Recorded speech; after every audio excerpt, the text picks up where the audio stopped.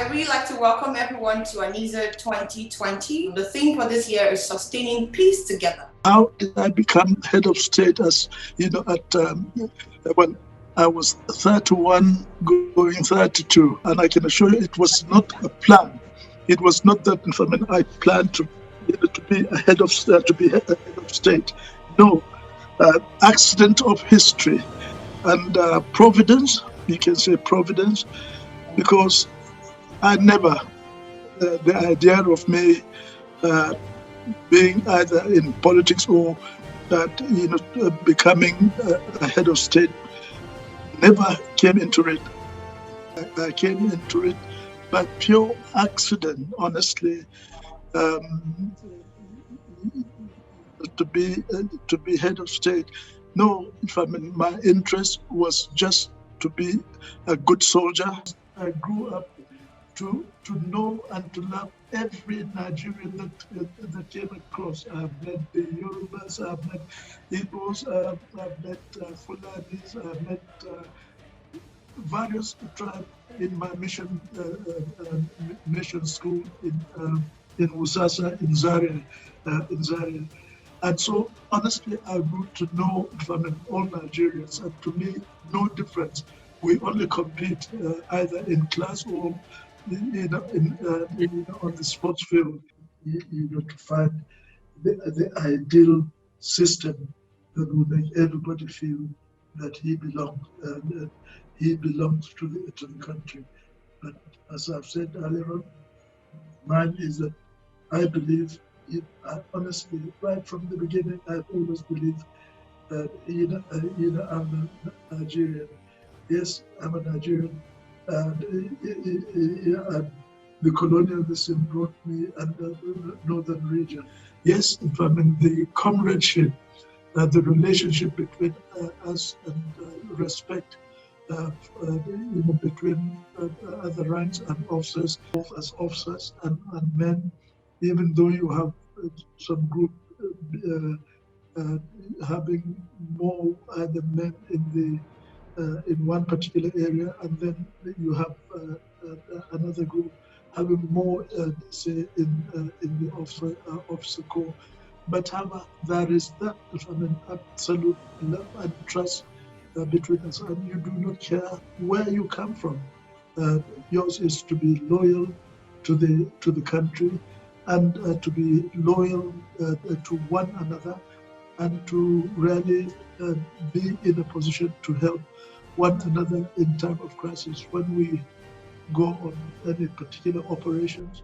But so when this there was this threat to the oneness of Nigeria, and certainly I had always felt that I was a Nigerian, but I was proud of what region I come from, because what I wanted, I did not want the breakup of the country, or separation, of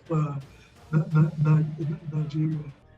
Do whatever you can to save it, and that unity of us together is a must.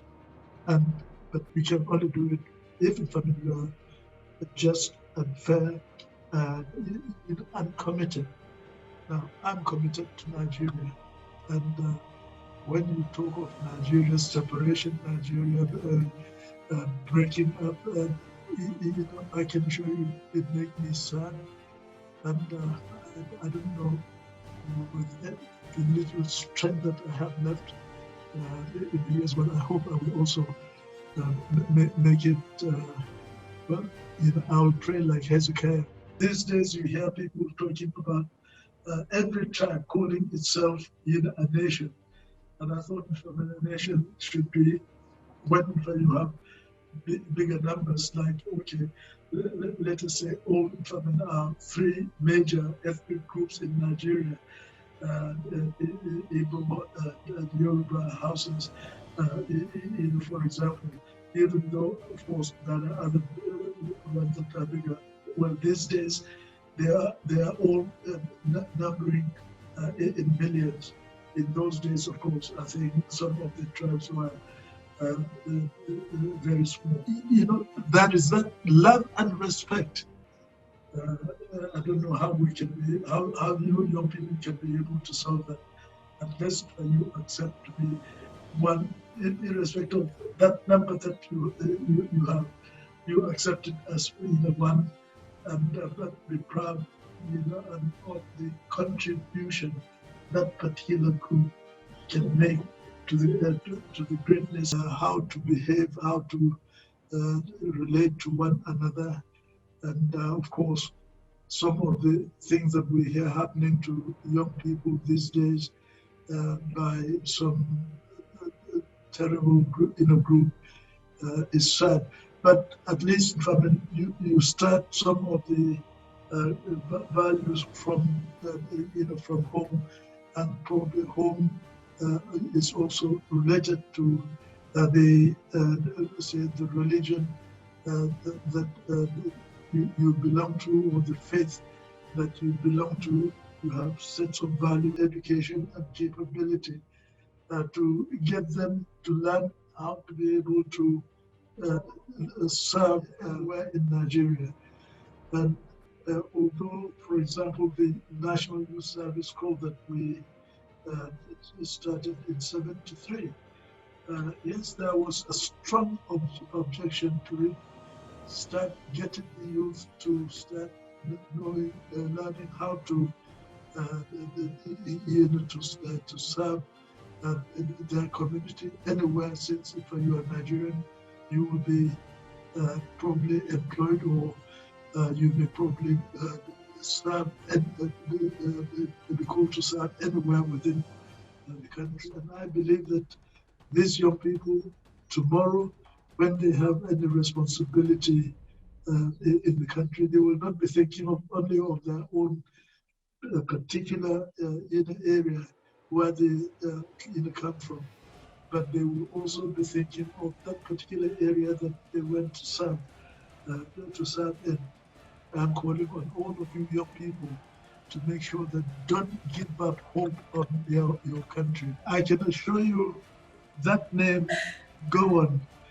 Now, let me just tell you, the name Gowon in my language, which is one of the smaller tribes in Nigeria, called the Angas tribe, on the plateau, means go one owner of Wong, means it is a masquerade, grass masquerade, grass masquerade. So that is the owner, of gods, of that particular god. I read it on a page of one newspaper. I don't know whether it was Herald or it was Sketch, whether in those days, or the Midwest paper or Daily Times. But honestly, I read it like any other person that morning. What is the meaning of God? And when I read it, it says, "Go on with one Nigeria." I said, "What? Really? Go on with?" And that was what I was trying to get Nigerians, to join me in keeping the country together, because there was a threat of the country breaking up, etc. And that was what I wanted. And honestly, I said, it is to him that credit should go.